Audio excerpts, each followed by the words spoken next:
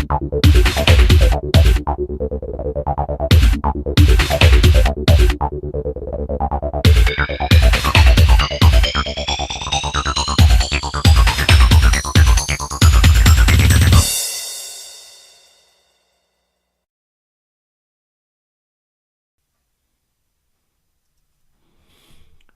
this is Pastor Vince Rizzo back again with the Coaches Toolbox. This is going to be lesson number 3, and it's going to be on the first coaching session and creating an individualized coaching plan. In lesson number 1, we talked about what your client needs to do before your first coaching session. So this is what they need to do in preparation. Lesson number 2, we talked about preparing for the first coaching session. These are the things that we need to do as coaches to prepare for the actual session. And today we're going to be talking about the actual first coaching session and about creating an individualized coaching plan. So the main goal of your first coaching session with a client is to create a plan for all the sessions that will follow. This establishes a form of contract between the coach and the client. So we want to go ahead and lay out ahead of time what the plan is going to be. This first session is also referred to as an intake session. It's a session in which both of you take in information about each other.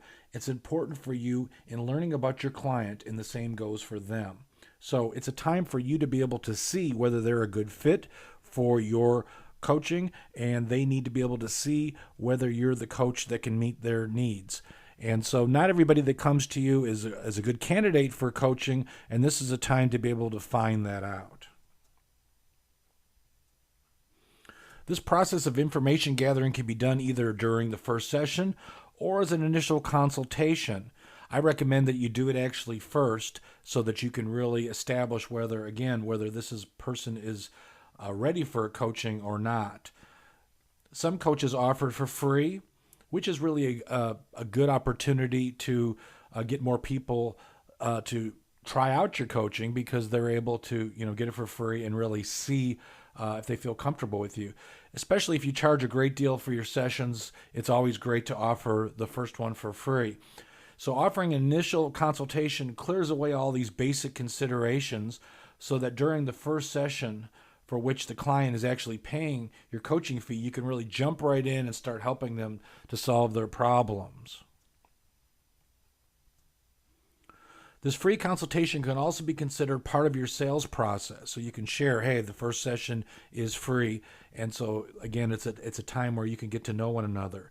Through your initial communication, the client gets a taste of your expertise and sees that you're serious about what you do.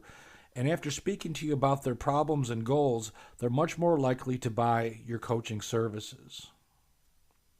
So you need to decide whether to do a free pre-coaching initial consultation or to perform this consultation during the first session, and make sure each potential client you speak with understands this. So you'll need to decide ahead of time whether you want to do them separately or together. So you can combine them, but I feel that it's better to do them totally separately so that you can see whether they're a good fit.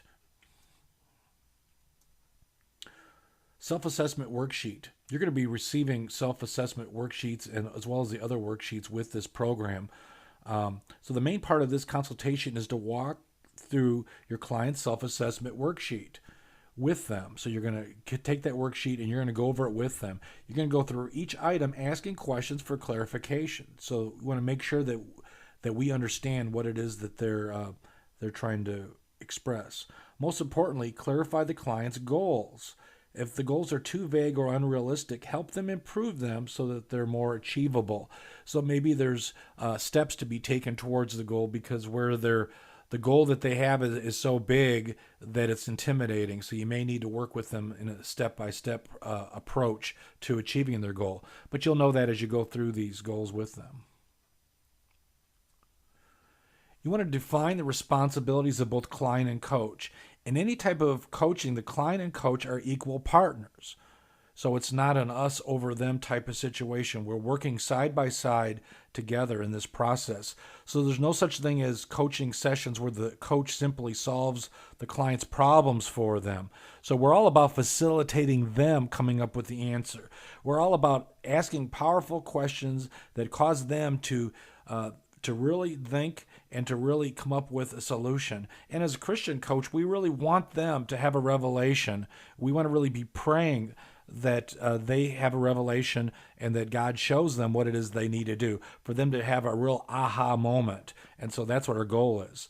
So there's work for both sides to perform, and this includes homework. So you're going to have some homework that you're going to lay out for them, and this needs to be done outside of the sessions. So you want to lay out the expectations for both of you and establish ground rules in case either side falls behind or fails to carry out their responsibilities. Measuring progress. Your client needs to see how they're improving as a result of your coaching sessions. So there needs to be some solid way to show them this. It could be an analytic such as traffic or sales, or it could be the steps completed in a large-scale project. During your initial consultation, decide how progress will be measured. So the very fact that they're paying you is that they want to see some results, and they should want to see results. So we want to take a look at whatever their situation is and be able to show that, hey, since we've done this, we've achieved results. I mean, I've purchased some programs myself in the past, and just one idea that I implemented has caused growth in my ministry and has caused an increase in revenue. So we want to see that there is actual results, and therefore it makes the purchase of that product or this coaching program worth the money. Be flexible. You want to decide all of these details and put them in writing, but don't be completely rigid. It's best to stick to the plan as closely as possible, but if circumstances or situations change, you may need to revisit your coaching plan and make amendments. So nothing is set in granite. Things change, situations change. They may have one goal, and maybe something comes up to where they need to put that one on hold, and you're going to help them focus on a different goal. So we want to be flexible, and the whole thing is about what the client needs, not our needs. So we want to focus on the client, and we want to help them to get the results they need. So that's it for session number 3. And next week, we're going to talk about how to run an effective coaching session, and that'll be lesson number 4. We're going to be talking about creating an agenda, greeting and opening, the review of progress, questions and challenges, feedback, and next steps and agreed actions. So for more information on our ministry or to sign up for my next 10-week Life Breakthrough or Marriage Coach Certification Training, visit us on the web at www.biblicallifecoachtraining.com. God bless and have a great day.